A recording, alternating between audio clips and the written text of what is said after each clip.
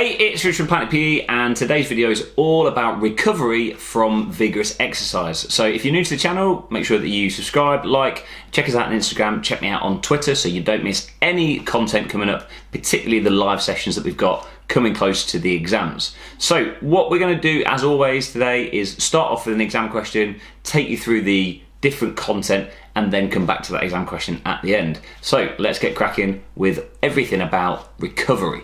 So the question we're looking at today is this one here, where we're saying all about Usain Bolt. So with Usain Bolt, trying to discuss what is the best way for him to recover from his training. So everything we do today is all going to be based around that question. So let's get going with the content.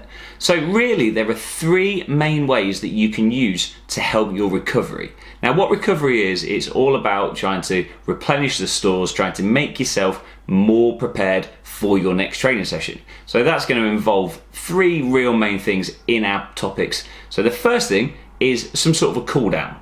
The second thing is that there's going to be a manipulation of diet.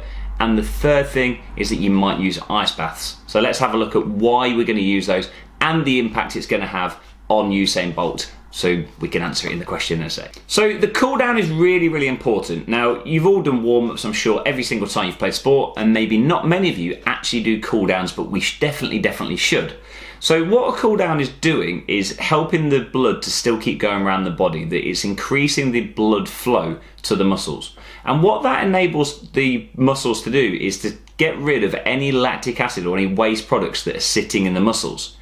If we don't do that, we're not going to recover as well. And what the implication or the impact of that is that we're going to be sore when we then train next. We might be sore the next day, so then maybe we don't feel like training. So it might actually have an impact on our performance if we don't do a cool down, or if we do a cool down. So that's the first one, all about cool downs. So the manipulation of diet comes in two real main ways. So the first thing is all about rehydration. So one really easy way that you can help your recovery is by hydrating, by ensuring that you are replacing all the fluids that you've lost. Now, something that at GCSE we don't really talk about too much, but definitely do at A-level, is that when we rehydrate, it's not just the fluids that we want to replenish, it's all the electrolytes, so things like potassium, things like sodium that we lose along the way. We also want to refuel. So we'll have to make sure that in our diet that we're going to then increase the amount of carbohydrates we've lost, because we've just used a lot of energy when we're exercising, so we need to ensure that we're going to be replenishing the amount of carbohydrates. Now that could come in a drink form, because a lot of sugars that are in our drinks are going to be helpful to try and replenish any carbohydrates we've lost. But really, for the majority of us, it's going to be things like pasta, it's going to be those slow release carbohydrates that are going to help us to refuel the bodies after training. The third thing is ice baths. Now, it's going to take a little bit more thinking about, because I'm sure you've not really done an ice bath. Now, ice baths are all there if we need them. But many of us have never used them because it takes a little bit of working out about how you're actually going to create your ice bath. So when I played cricket, there was a point where we would use just simply like your recycling bin that you'd have at home, full of ice and full of very, very cold water. If you look at some of the videos we've got coming up in a sec, there's much more high-tech versions of that. But they're all the same. I could, if I was running in the mountains, I could go into a very, very cold water and have the same impact. And what we're trying to do is delay all of the soreness, or even try and get rid of the soreness that we might have. So there's a term called DOMS, which is delayed onset of muscle soreness. Now that tends to come 24 to 48 hours after training. By doing an ice bath, it can relieve some of the symptoms of DOMS. It can also help to flush the lactic acid out, similar to what we talked about earlier with the cool down. So although they're not particularly pleasant, and that's another sort of downside to them, they are very, very effective.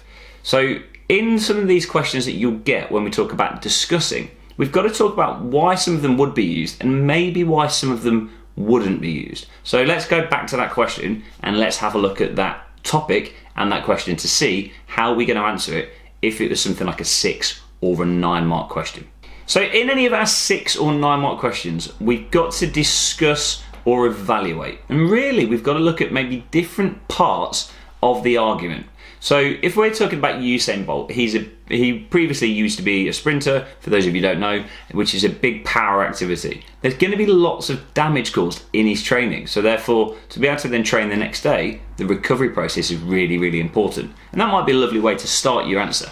So when we're looking at the question there where it says discuss the use of recovery methods in Usain Bolt's training, we need to do that. So we've got to go, I've got these 3 methods. So we know we've got a cool down, we know that we've got the manipulation of diet, and we've got the use of ice baths. So we've got those 3 main ones. So initially in this question, you need to define what they are. So talk about exactly what they are. Now, as always, guys, if you want to pause the video, attempt the question, and then come back when I talk you through it, that's maybe a good way of trying to use these videos in the best possible way. So let's start. So to start off with, the recovery process is to try and make sure that the athlete can perform to their highest potential, to their best level of performance every single time they train. If they didn't recover, they might experience things like delayed onset of muscle soreness, also known as DOMS, and that would then maybe limit their next training session.